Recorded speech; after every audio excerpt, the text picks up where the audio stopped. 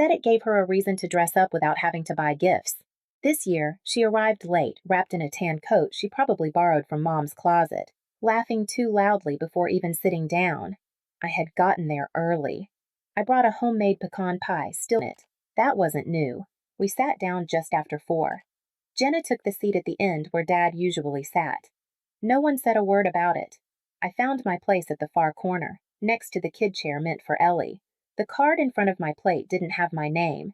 It just said Claire's spot in someone else's handwriting. It was halfway through dinner when it happened. Jenna set down her wine glass, dabbed at her mouth with the cloth napkin, and smiled. A quiet kind of smile. Polished. Practiced. Then she looked across the table, right at me. "We talked about it," she said. "You're out." It took a second for the words to land. Not because I didn't hear them, but because she said it like she was offering me a second helping of stuffing. Calm, casual, final. Mom didn't flinch. Dad reached for the mashed potatoes. Aunt Linda took a sip of wine. No one looked at me. That was the part I remember most. Not the words. The way no one looked. I didn't stand. I didn't shout. I just sat there, my hand resting on my lap, the fork still on my plate. After a long moment, I said softly, "All of you." And when no one answered, I knew. It didn't start with money. Not at first. The first thing I ever gave Jenna was time. When we were kids, she used to wake me up crying about monsters in the closet. Mom would yell from down the hall to just go back to sleep, but I never did. I'd sit with her, flashlight in hand, until she could breathe again. Later, it was rides to practice, late-night grocery runs, editing her college essays while I was in my own finals week. She called me her standby sister. Funny how I thought that meant something good. When I moved out at 19, no one helped me pack. I took what I could carry and left behind the rest. I worked through college, 2 jobs at once, slept on a friend's futon the first semester. No one asked how I was doing. No one sent care packages. Jenna dropped out halfway through her sophomore year. When she came back home, Mom called it a needed pause. I never got one of those. She married Bryce 2 years later. The wedding was small but expensive. Mom cried about the florist bill, so I paid half of it. Quietly. Jenna said I was finally acting like a big sister. Bryce lost his job the next spring. They said it was restructuring. I sent a check to cover rent, just until he gets back on his feet. Then Jenna's car broke down. Then Ellie needed therapy. Then the heat bill came due. Every time, it was just a little help. Every time, I said yes. I told myself it was love. That's what you do for family. You don't make them beg. You just show up. By the end of 5 years, I had sent just over $84,000. I know that number exactly because I checked. Not once did anyone offer to pay me back. Not once did anyone say, "You've done enough." What they did say was, "Well, you don't have a family of your own, Claire. Must be nice to have all that free time. You can work late. You don't have to rush home to a kid." Jenna called me the bank of big sis once. I laughed. At the time, I thought it was just teasing. Looking back now, it wasn't teasing. It was a job description. When Mom needed dental work and her credit wouldn't clear, I paid. When Dad slipped on ice and didn't have enough saved for physical therapy, I paid. When Cousin Alyssa got waitlisted for a scholarship, I co-signed her loan. That one stung later. They always said thank you.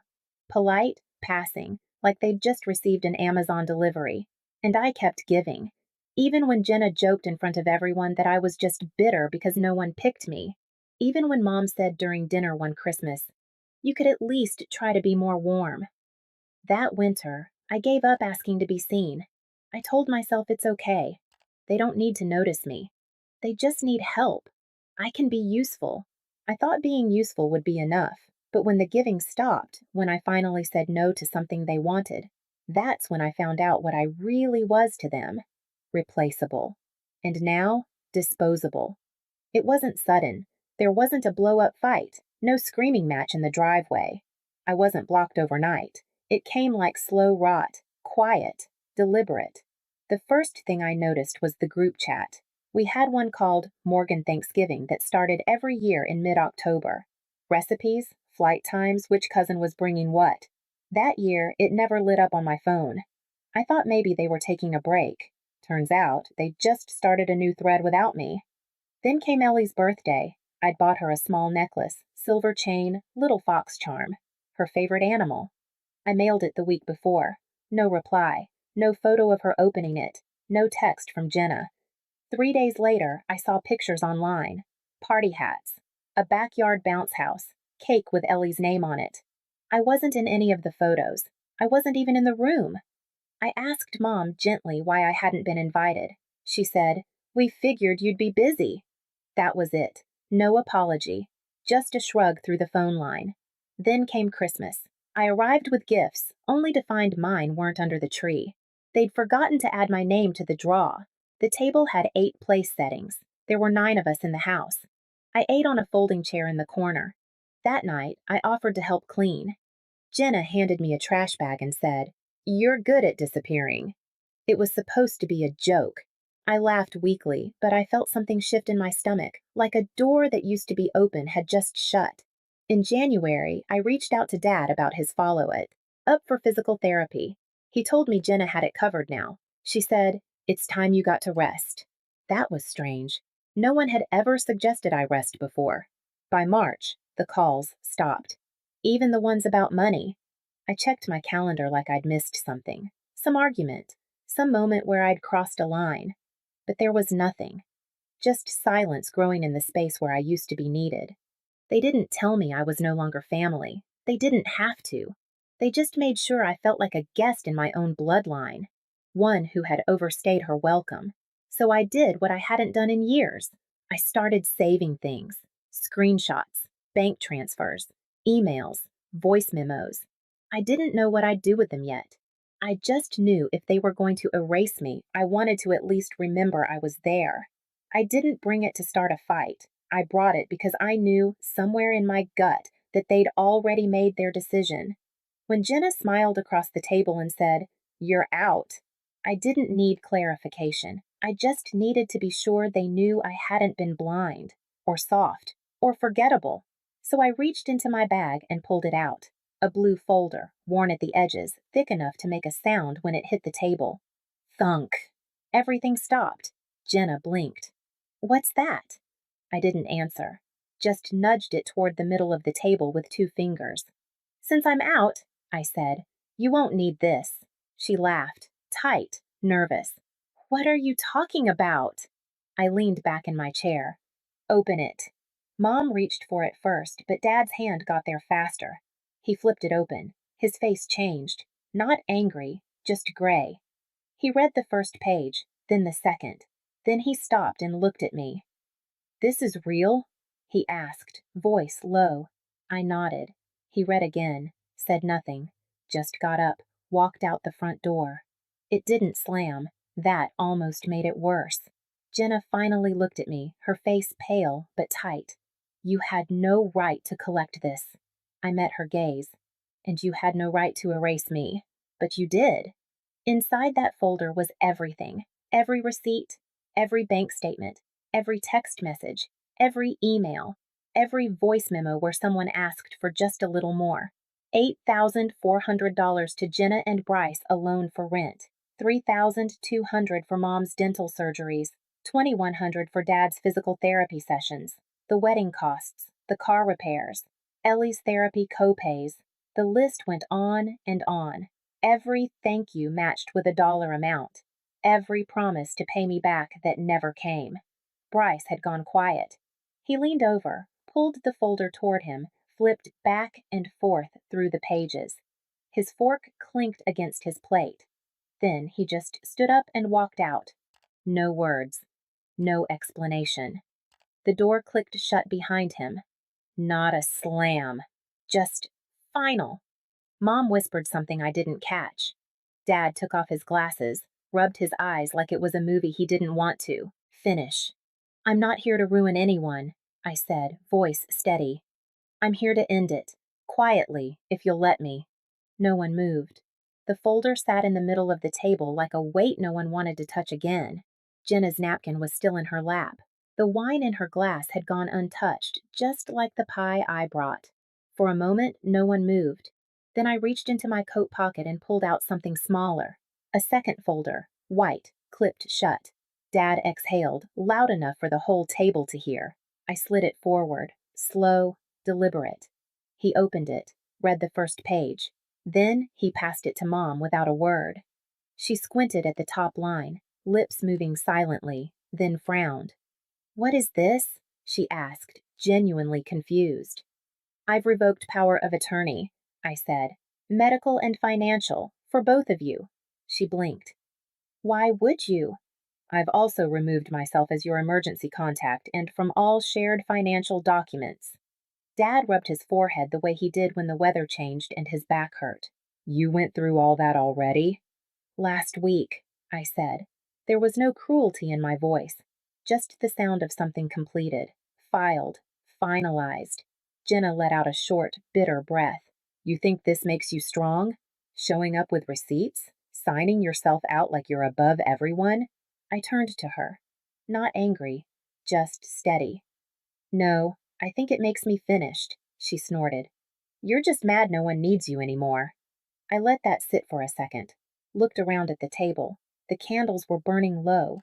The stuffing had gone cold. The room smelled like rosemary in the distance. "I was never mad," I said. "I was tired. There's a difference." I reached for my coat. Mom's voice cracked as she stood, barely above a whisper. "Claire, we were angry. We said things we didn't mean." I paused just enough for her words to reach me. "No, Mom, you meant them. You just didn't expect consequences." She stepped forward. Her face softened. Not like forgiveness, but like habit. "This is still your family." I met her eyes. "No, this is a room full of people who benefited from forgetting me." I didn't raise my voice. I didn't ask them to feel bad. I just picked up my pie from the counter, untouched, tucked it gently under one arm, and turned toward the door. Nobody stopped me. That was the clearest answer I ever got from any of them. Outside, the air was sharp. The wind pressed against my coat like it was testing for cracks. I kept walking. I didn't need to slam the door. The silence behind me did it for me. The drive home was quiet. I didn't put on the radio. I didn't call anyone. I just let the road stretch ahead of me like something clean. The pie sat on the passenger seat, still warm, still untouched. When I got back to my apartment, I didn't turn on the lights right away. I stood in the entryway, coat still on, and let the stillness settle. Not because I needed time to think, but because I was finally allowed to stop. The first night, no one called. The second, still nothing. On the third day, I got the first message, a missed call from Mom, then a voicemail. Her voice was small, measured. "Claire, we were angry, but we're still your family." I didn't answer. Then Jenna texted, "You don't even realize what you've done. Bryce moved out. Ellie's confused. Are you happy?" I left it unread. Dad messaged next. "You went too far. We all said things, but what you did was nuclear. Your mother hasn't stopped crying." That part almost got to me, but then I remembered the way she reached for the gravy boat like nothing had happened. That memory was sharper than guilt, and still I didn't answer. I thought I'd lie awake, toss and turn. I didn't. I slept deep. Still sleep. For the first time in years, I didn't flinch when my phone buzzed. I didn't wait for the next emergency, the next ask, the next guilt-soaked apology with a price tag. I got up early, went for walks, started brewing my coffee slow again on the stove, not the machine. Started taking appointments I had put off for years.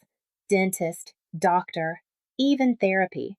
Not because I was broken, but because I had space now to care for myself without permission. I changed my passwords, blocked Jenna on every platform, removed access from every joint account they once used to pull from. It wasn't revenge. It was closure.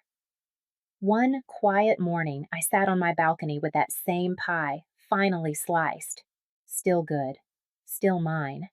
I looked out over the street. Bare trees. The way fall gives into winter without arguing. And for the first time, I didn't feel hollow. I just felt done. It came a week after Thanksgiving. A thin envelope, hand addressed. No return name, but I recognized the handwriting. Childish, uneven, the way most 7-year-olds write when they're excited. Inside was a folded sheet of construction paper, bright purple, stickers of foxes and stars. On the front, in shaky crayon letters, I miss you, Aunt Claire. Inside, a drawing, 2 people holding hands, one tall, one small, a fox between them, a sun in the corner, half colored in, grass that was too green for winter. No words, just the picture. I stared at it for a long time, not crying, just still. I ran my fingers over the paper. It had small ridges where the crayon pressed harder, the kind of thing kids do when they really mean it. There was no message from Jenna, no manipulation, just Ellie, pure, unknowing.